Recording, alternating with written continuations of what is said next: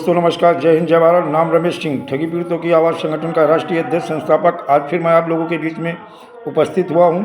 सहारा India को लेकर के एक बड़ी खबर देखा जाए। सहारा समूह को लेकर के एक बड़ी सुप्रीम कोर्ट में मामला लंबित होने से रिफंड चाहने वाले सहारा समूह के निवेशकों के लिए बढ़ गई चुनौती। एक बड़ी खबर है, यानी रिफंड पोर्टल की खामियों को लेकर शिकायत आ रही है, जिसमें लाखों जमाकर्ता निराश। शीर्ष अदालत इस जनवरी की सुनवाई निवेशकों को उनकी मेहनत की कमाई से राहत दे सकती है। ये बड़ी खबर आ रही है कि जो है कि सुप्रीम कोर्ट की और सहारा के बीच में जो मामला चल रहा है, इसको लेकर के उनकी सुनवाई जो जनवरी में होनी है, वो एक बड़ी राहत दे सकती है। हाल में ही सहारा समूह के अध्यक्ष सुब्रत राय के निधन से पुनर्स्थापन चाहने वाले इन निवेशकों के लिए एक आसान रास्ते की संभावना पर ग्रहण लग गया है। ये भी सुनने में आ रहा है कि कहीं ना कहीं ग्रहण लग गया है। इस साल की शुरुआत में भारत की शीर्ष अदालत ने बाजार विनियामक सेबी भारतीय प्रतिभूति विनियामक बोर्ड को उन जमाकर्ताओं के धन वापस करने की व्यवस्था करने का निर्देश दिया था जिसका धन सहारा समूह की सहकारी समितियों में फंस गया है।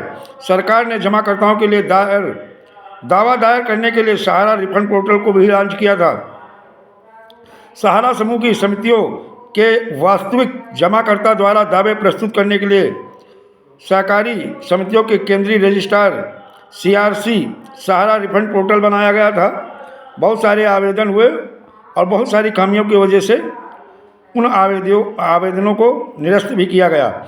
यानी हालांकि कई निवेशकों ने सिस्टम की विश्वसनीयता के बारे में चिंता व्यक्त की है, यह देखते हुए कि उनके दावे प्रस्तुत करने पर पोर्टल उनके अनुप्रयोग में कमियां को इंगित कर रहे हैं।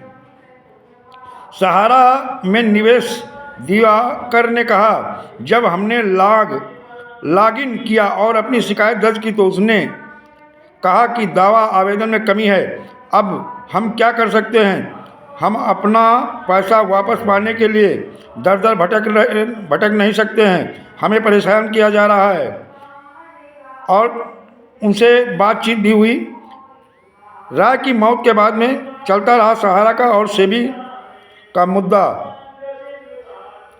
एक अन्य निवेशक राकेश कुमार सिंह ने कहा कि उन्हें सहारा समूह में निवेश किया गया पैसा वापस पाने के लिए दर दर भटकना पड़ रहा है। सिंह ने TNI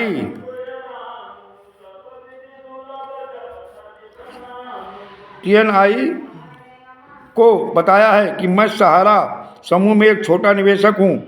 मैंने 50,000 रुपये का निवेश किया, लेकिन मुझे अभी भी पैसा वापस पाना, मुझे नहीं पता कि क्या करना है।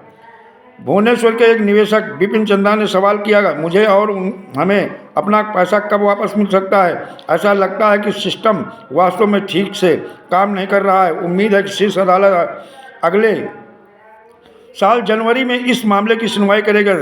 2011 में एक विस्तृत जांच के बाद सेबी ने पाया था कि सहारा में फार्मो और सहारा इंडिया रियल एस्टेट कॉरपोरेशन और सहारा हाउसिंग इन्वेस्टमेंट कॉरपोरेशन ने कथित तौर पर वैकल्पिक रूप से पूर्ण परिवर्तनीय बांड के माध्यम से मापदंडों का उल्लंघन करके कई निवेशकों से धन प्राप्त किया था। बाजार विनियामक ने सहारा से इन निवेशकों को पैसा लौटाने को कहा था, लेकिन सहारा इंडिया ने निवेशकों का पैसा नहीं वापस किया, बल्कि कन्वर्जन करा लिया।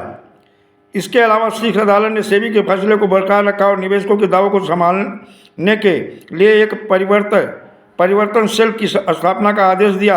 इसके विपरीत सहारा का कहना है कि उनसे अपने निवेशकों को लगभग सारा पैसा चुका दिया है, जिस पर सेबी आपत्ति जता रही है। बल्कि चुकाया नहीं गया था, यह कन्वर्जन कराया गया था। अब कहीं ना कहीं निवेशकों का जो धैर्य है वो टूट रहा और आक्रोश बढ़ रहा है। और दोस्तों, एक और जानकारी अभी देखा जाए जो आ रही है कि बहुत सारे इनके जो मंडल के इनके अपने निजी ऑफिस है सहारा के, सूत्रों द्वारा मालूम हो रहा है कि उन्हें भी बेचने के फिराक में है। और एक सूत्रों से ये भी मालूम हो रहा है कि सहारा मुख्यालय पे सहारा की मीटिंग 1-2 दिन लगातार चलने वाली है। क्या निकल के आता है, इस पर नज़र बनी हुई है। जैसे अन्य जानकारी आएगी आप लोगों को हम अवगत कराएंगे। तब तक हम इन जानकारियों को एकत्रित कर रहे हैं। जैसे जो जानकारी होगी वो आपसे शेयर करेंगे। दोस्तों, अगर हमारा वीडियो अच्छा लगे तो लाइक करें, सब्सक्राइब करें और शेयर करें, ज़्यादा से ज़्यादा शेयर करें। जय हिंद, जय भारत, वंदे मातरम।